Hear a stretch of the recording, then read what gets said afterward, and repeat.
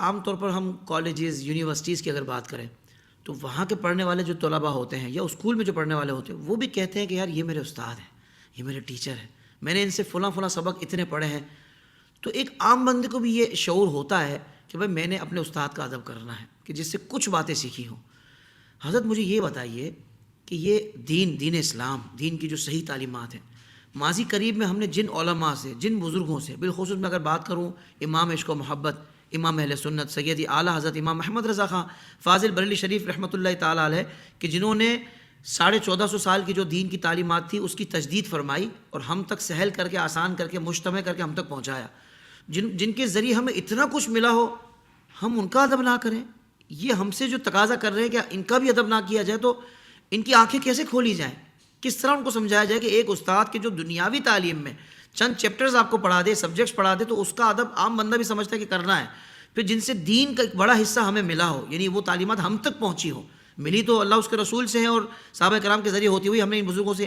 تو اب کیا ان کا ادب نہ کریں, ہم ان کے ادب سے کیسے دور رکھ سکتے ہیں ہم؟ قبلہ حافظ صاحب دیکھیں, آپ نے بڑا پیارا جملہ بولا کہ ایک عام بندے کو بھی پتہ ہے. ہاں, تو جب عام کو پتہ ہے تو یہ لوگوں کی نظروں کے اندر جو بظاہر خواص بنے ہوئے ہیں, کیا ان کو اس چیز کی ہوا نہیں لگی؟ ان کو پتہ ہے, لیکن یہ ایک خاص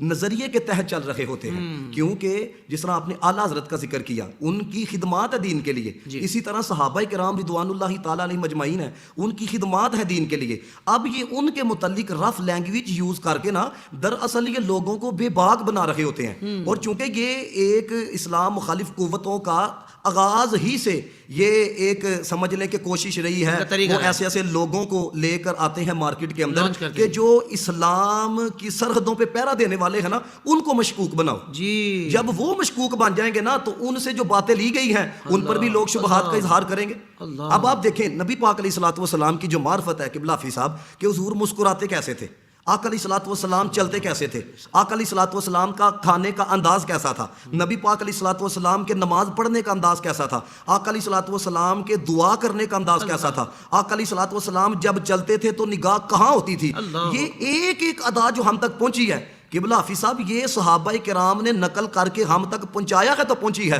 تو جن کی وجہ سے ہمیں نبی پاک کی معرفت ملی ہے, پہچان ملی ہے, ان کے متعلق اگر کوئی بندہ ہلکا جملہ بولے اور کلمہ پڑھ کے بولے تو یہاں سے اندازہ لگا لینا چاہیے کہ یہ کن کے لیے کام کر رہا ہے.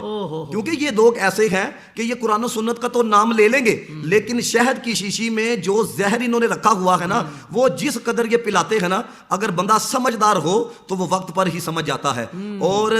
نبی پاک علیہ الصلوۃ والسلام کے اگر فرامین کی طرف دیکھا جائے تو نبی پاک علیہ الصلوۃ والسلام تو ایک ولی کے متعلق یہ فرماتے ہیں کہ جس نے اللہ کے ولی سے دشمنی لی, فرمایا کہ رب اسے لانے جنگ کرتا ہے,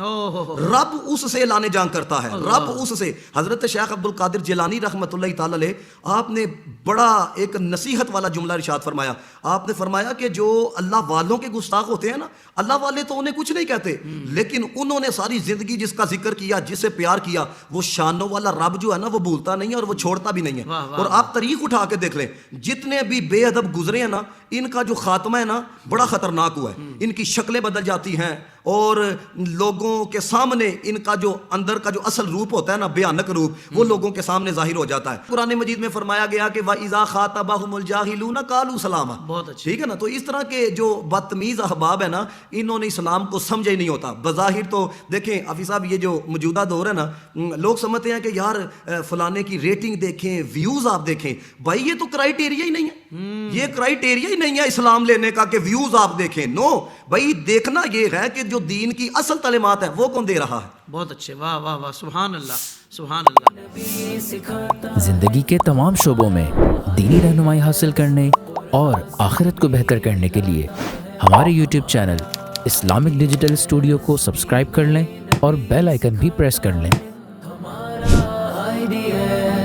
قرآن سے بھی ملاتا ہے ہمارا